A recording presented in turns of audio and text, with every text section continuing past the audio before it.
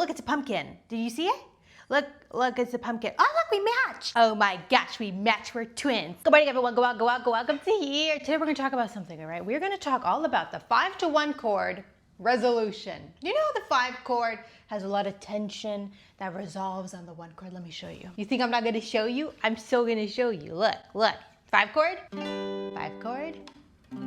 Oh my gosh, look at that. And so why is that? What is the theory behind the 5-to-1 resolution? Well, I'm gonna tell you. And so first of all, if you have any confusion about these numbered chords, right, 5, 1, whatever, I'll link a video down below where I talk about that. And so let's take a look at the 5-to-1 chord resolution in the key of C major. Okay, so those chords are gonna be C major and G major. And we're also going to talk about why this works with the dominant 7th chord especially, but later, okay, later. And so to see the theory behind the connection between these 2 chords, we need to take a look at the notes within these 2 chords, okay? And so for C major, that's going to be the C, E, and G notes, and for G major, it's going to be the G, B, and D notes. Okay, great. And so the little bit of key theory that we need to understand in order to understand this, okay, is what a leading tone is. And a leading tone is the 7th note of a scale, right? So in the key of C major, that would be the B note.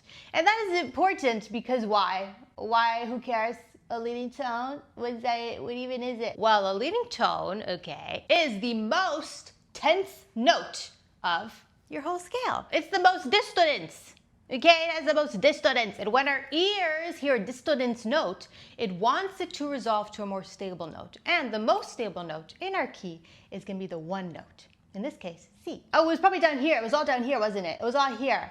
I was pointing here. It was all down there. Oh, look. Pretend my beauty marks are my eyeballs. Look, it looks like a friggin' hippo. And so now, what do we see here in our 5 chord? With that in mind, okay? The leading tone in mind. What do we see? Well, we see a leading tone, don't we? Yeah, we do. It's right there, isn't it? And so the function that this leading tone in this chord serves is the tension, okay? It gives that chord that wants to resolve to the stable note that is the C note in the C major chord. And so, okay, what's the big deal about that? What's even the big deal about that? Other chords in the key have B notes.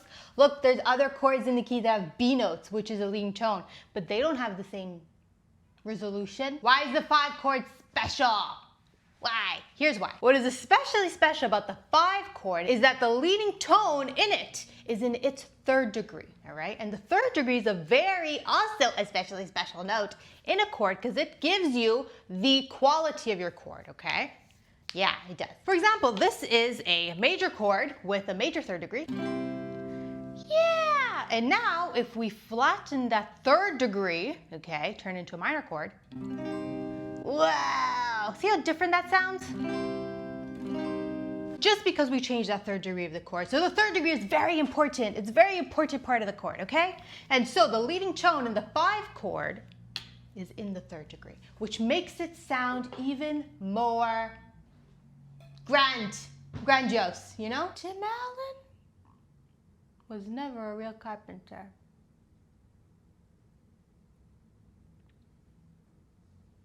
So just to drive home that 3rd degree, what that means, okay, let's play a G major chord without the 3rd degree. We're going to play it as a power chord, okay? And so we're removing the leading tone entirely. Okay? I mean, okay, it doesn't have as much tension as... Oh. Wow, yeah! So you see how important that leading tone 3rd degree is? It really is what provides that chord with its tension that wants to resolve back to the 1 chord. But now, listen to me. What if we take this major chord, this G major chord, and turn it into a G dominant 7th chord? Well, what we're doing is we are adding this F note right there. And you see how just adding that silly old little F note changes the tension and amplifies it even more so? Major, dominant 7. Why is that? Well, when we introduce this F note, okay, we are now playing a B and F note together. So, what does that mean? Why are you telling me that? That's just stupid. I don't even care about that they're playing there together. Here's why you care. B and F played together creates what is called a tritone. And a tritone are any two notes that are 6 half steps apart, like F and B are, okay? And a tritone is the most dissonant, interval in all of music, okay? It used to be called the devil's interval. Yeah, because it's not nice. It's really not nice. It's not nice. Just like the devil's not very nice. He's really mean. And so now, in this dominant 7th chord, not only do we have the leading tone in the 3rd degree, but we now also have the tritone. Look at my earrings. Look, they're a little spooky, guys.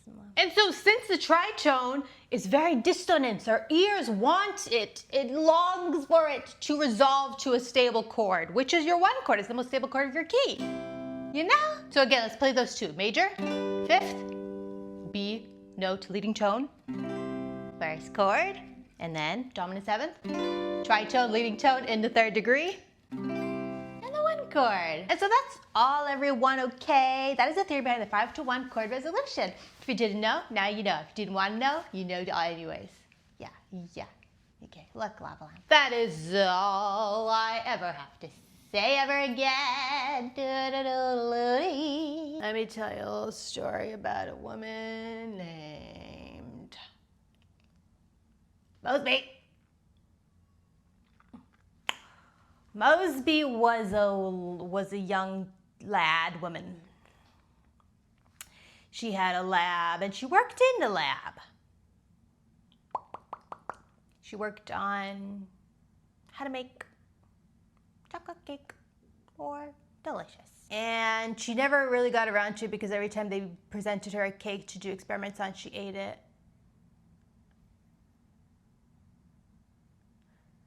And that's how I got fired from my first job. Don't forget to subscribe. At 5,000 subscribers, I'm gonna solve Rubik's Cube on camera for the world to see. Yeah, I will. Look, everyone. Thanks for watching. Thanks for being. Thanks for all that you do. Don't forget, your locker room teammate is liar. Don't forget to go to meganchurchmusic.com. Get 2077 guitar ebooks. We got 2 of them. We got the 77 beginner guitar guide. That's gonna help you in your beginner journey. Okay. And if you don't need that and you want something else because you're not a beginner really, we have the 70s Then Guitar Study ebook. It's a chord and theory and scale reference book, all organized in the cage system. You've never seen anything like it before, I swear. And we also got the Key to Music World Tour course. Woo! It's a course where we go through the fundamentals of music. If you want to start learning about music theory, this is where you begin. Yeah. Don't forget to check out my YouTube memberships. We got badges, emojis. Look, there's a little alien guy in a lava lamp. Yeah, it's fun. Everything about being, a little toe doctor. It's quite fun looking. You get to play with little toes all day. You get to play Piggy Goes to the Store all day. Thanks for watching this video. Thanks for watching. Don't forget, I yawned, my eyes are watery. Let me tell you a story about a man on the moon. He lives on the moon. He never had a name, so I can't tell you it. He used to keep his cracker chips in the craters. And the cracker chips taste even better in the sky, because of the gravity. What the gravity does is it keeps, it allows for the crumbs to form around the cookie. So you never lose any crumbs and you always have more crumb cookies. Okay, bye.